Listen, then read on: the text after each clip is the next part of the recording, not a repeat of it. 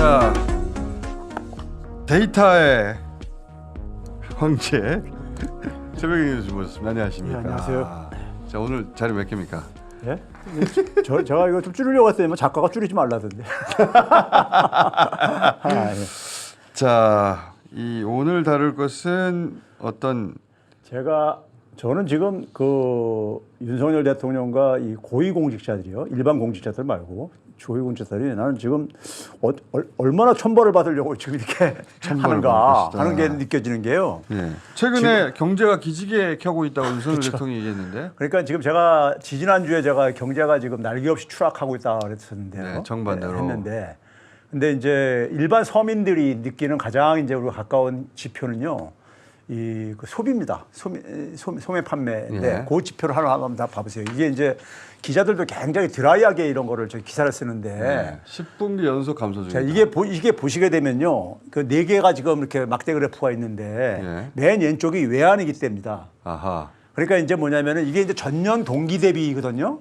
계절적인 차이가 있기 때문에 외환위기 때 4분기 연속이 이제 감소했던 거예요. 외환위기 때조차 예, 4분기 연속이요. 아하. 그러니까는 뭐 1분기, 2분기, 3분기, 4분기가 이제 지난해에 비해 가지고 감소를 한 거예요. 아하. 하다가 이제 다시 이제 플러스로 반전한 거예요. 5분기 때부터는. 그리고 이제 두 번째가 이제 카드 사태가 있었죠. 카드 사태. 네. 2003년도에. 네. 카드 사태 때에도 이제 4분기가 이제 감소했었고. 이건 이제 김대중 정권 말기에 있었던 그렇죠. 일인데, 예. 그 카드 대란. 큰 대란이 있었습니다. 근데 금융위기 때 두 번이었었어요. 금융위기 때도 빨리 끝났네요. 2분기 네. 연속으로. 그러면 여기서 딱 봤을 때 뭐가 느끼지십니까요? 그러니까. 4분기를 안 넘어요. 아무리 큰 충격이 와도요. 그러네. 4분기를 안 넘는 이유는 왜 야. 그러냐면요. 이게 지금 이제 올해는 지금 10분기째 지금 계속 진행 중인데 지금도.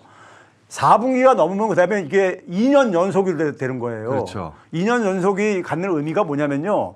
작년에 그러니까 예를 들어서 마이너스가 됐는데 그 작년 그 기준 대비 또 마이너스가 됐다는 얘기는 보통은 한번 꺼지면 기저효과 때문에 기저효과 때문에 올라가는데 그래서 4분기를 안 넘어요. 대개가요. 아, 그렇구나. 이게 역사적으로 보면은 이게 이런 일이 처음 있는 거예요. 지금요. 우리나라 경제사에서 처음 있는 일이에요. 예, 우리나라뿐만 아니라 외국에도 이런 게 없어요.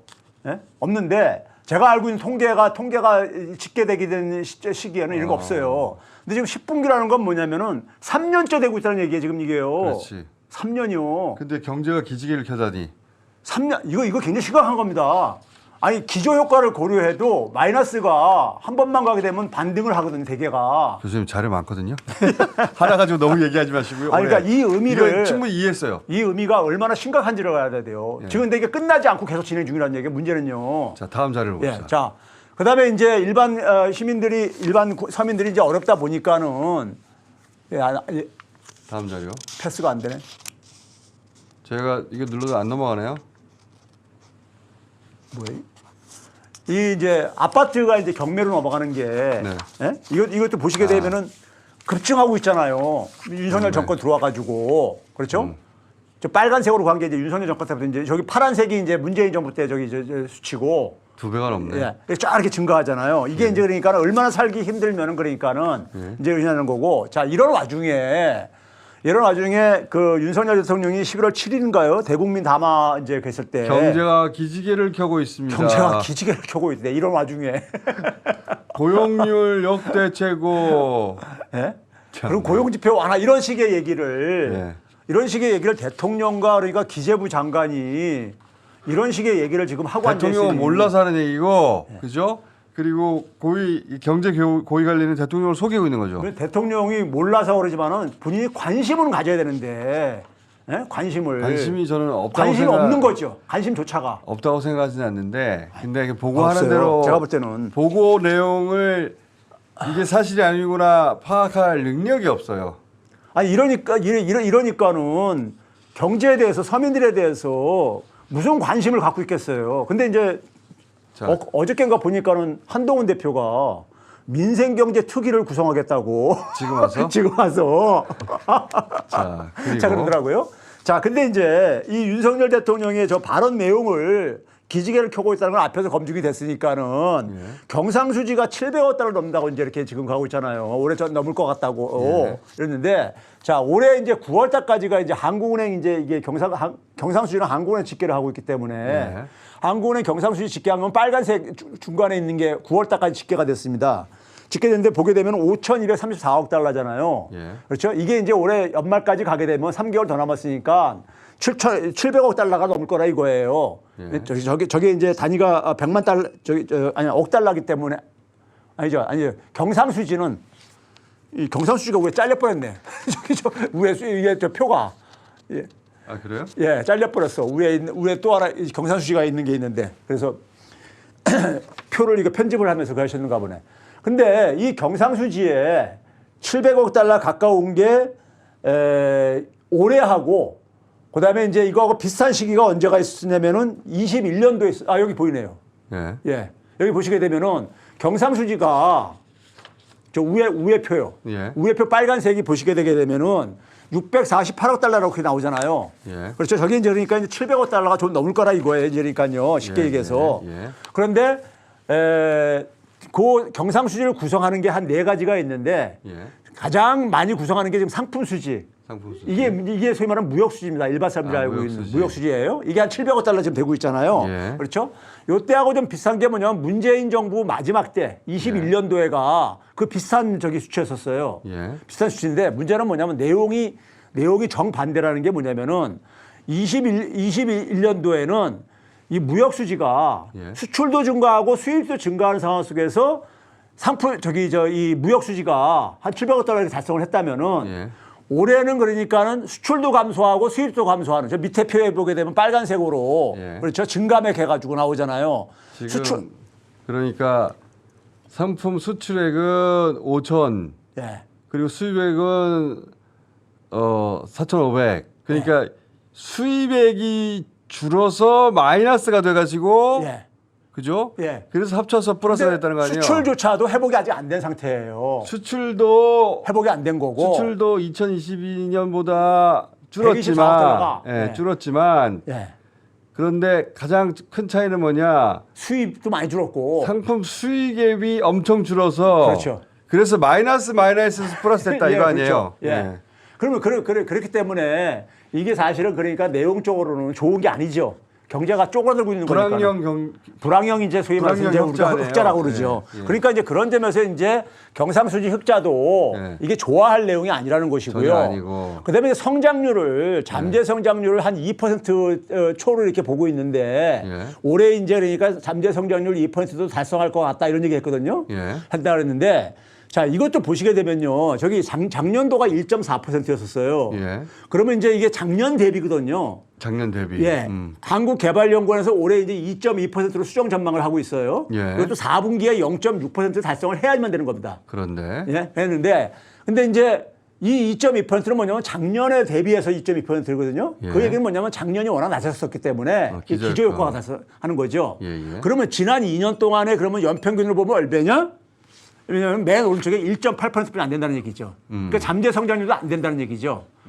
그다음에 이제 윤석열 정권이 2022년 5월 달부터 시작했잖아요. 예. 근데 분기별로 계산을 하게 되면은 연평균 성장률이 1.55%뿐이 안 돼요. 그러니까 잠재 성장률도 지금 그러니까 이 달성을 못 하고 있는데 이제 써준 대로 이제 그러니까 원고 써준 대로 하다 보니까는 이런 식으로 이제 지금 보고하고 있는 것이고요. 예? 국민들한테. 구랄치고 있는 거죠, 일종이에요. 대통령은 이 수치가 의미하는 바를 모른다고 모르죠. 봅니다. 예, 모른다고 봐요. 그리고 그냥 경제가 좋아지고 있다고 하니까 좋아지고 있구나, 내가 잘하고 있구나 그렇게만 이해하고 있는 것. 그 경제 고위 관료들은 거짓말하고 있는 거고요. 그렇죠. 이 고위공직자들 제가 볼 때는 제가 볼 때는 기재부 일반 관료들은요 굉장히 자괴감을 많이 느낀다 그러더라고요. 위에선 그렇게들 만들어서 하고 앉아있으니까. 거짓말로 보고하고 대통령은 그 거짓말을 구분할 능력이 안 되니까 예. 자기 혼자 가상세계 속에 있는 거죠. 내가 이렇게 잘하고 있는데 경제를. 그렇죠. 그러니까 경제가 기지개를 켠다든지 이런 얘기를 하죠. 그러다 보니까는 이제 소위 말해서 고용에 대해서도 예. 역대 최고 고용률이니 고용이 개선된다느니 일반 국민들은 전혀 피부로 느끼지 못하는 얘기를 뻔뻔스럽게 지금 하고 있는 게 자 이거 봐보세요. 우리가 되게 아무리 오랫동안 일자리를 유지하는 사람들도 65세면 퇴직을 해요. 아무리 가는 이제 철밥통 일자리를 하더라도 교수직 같은 것도. 그러면 이제 그리고 OECD에서는 그렇기 때문에 15세에서 64세를 그렇게 하는 되게 통계를 잡습니다. 고용 통계를요. 그럼 65세 이상은 대개가 이제 거의 대부분 사람들이 은퇴하는 연령이잖아요. 근데 이게 지금 이 막대 그래프가 뭐냐면은 65세 이상 취업자가 증가가 전체 취업자 증가에 차지하는 비중이에요. 아. 비중인데. 이게 문재인 정부 때 뭐라고 보수에서 공격했냐면 일자리를 그 노년층 세금으로 지원해서 늘린다라고 비판했었거든요. 네. 근데 그랬을 때 비중이 문재인 마지막 임기에서도 25%밖에 안 된단 말이에요. 근데 지금은 361%야. 자기들 비판했던 기준으로 따지면은 이거 문재인 정부에 비교할 수조차 없는. 그렇죠. 근데 문제는 이게 계속 악화되고 있다는 얘기예요. 이게 수치. 그러니까 이것도 저는 이 경제 고위 관료들이 만들어낸 사기라고 보는데 대통령한테 고용지표 좋습니다라고 보고하려고 하니까 실제 젊은 층은 고용이 늘어나지 않고 경제가 어려우니까 세금으로 이 양반들 일자리만 늘려가지고 고용지표 좋다고 지금 거짓말하고 있는 거죠. 그렇죠. 거짓말이죠, 거짓말. 그래서 10월 달 저걸 보게 되면 단편적으로 8만 3천 개가 취업자가 증가했어요. 이거 옛날에 문재인 정부 때 10만 개 내려가게 되면 고용 참사만 이렇게 조중동이 보도했을 때였었어요. 근데 하여간 여기서 65세 이상 취업자가 30만이 증가했어요. 그러면 65세 미만은 한 22만 명이 감소했다는 얘기야. 그렇지. 아, 이거 끔찍한 거야 이거예요. 그걸 지금요. 감추려고 그 노년층 이 일자리 만들어주는 계속 거지. 그건 세금으로 만들었다고 하면 만들어주는 되니까. 거죠. 그래가지고 취업자가 지금 역대 최고라고 이렇게 지금 얘기하고 있는 거야. 그러니까 지금요. 사기치는 거죠. 이런 짓을 지금 그렇죠? 자, 그다음에 이제 70세 이상도 지금 70세 이상 분들에도 70세 이상 분들에도 100%가 넘은 지가 벌써 올해 들어와서 70세가 넘었다는 얘기고요. 이건 이제 패스하고 자, 그다음 거 한번 넘어가 보세요. 청년 일자리 봐보세요. 이게 중요한데 실제 청년 일자리는 여기가 이제 문재인 정부 마지막 그렇죠. 그 쿼터 때예요. 예. 네. 근데 여기서 청년 일자리가 25만 4천이었는데 지금은 윤석열 정부 플러스에서 마이너스로 쫙 마이너스로 떨어져가잖아요. 쭉 떨어져가지고 지금 마이너스 18만 명이 일자리가 줄어들고 있어요. 1년 사이에 이렇게 1년 만에요. 떨어지고 있는 이런 상황이거든요. 그러니까 이게 흔히 시중에서 그런 얘기하거든요. 늙은 사람들은 은퇴를 못하고 청년들은 희망이 없다. 지금 이런 시대에 살고 있다는 얘기를 하고 앉았거든요. 그렇죠?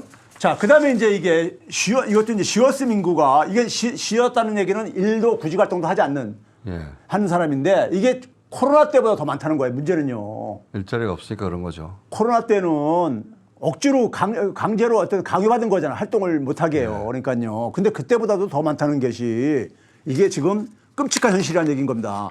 근데도 불구하고 경제가 고용이 가고 경제가 기지가 켜고 있다고 하니 그러니까 그동안에는 그러니까 전임 정부 때문에 힘들었었는데 이제 경제가 기지개 켜고 있다고 나 그 얘기들 하는 얘기 보고서는 윤석열 대통령은 진짜로 그렇게 생각하고 있어요. 제가 보기에는 머릿속에 실제 세상과 상관없는 가상의 현실을 밑에 사람들이 만들어주고 그 속에서 그냥 내버려두고 그러니까 가짜 세계를 만들어두고 그 속에 윤석열 대통령이 있는 거예요. 그러니까 우리가 느끼는 것과 완전히 다른 세계이고 가상의 세계이고 겸고 한 번이라도 좀 보게 할 수 없는 하는 방법 없어요?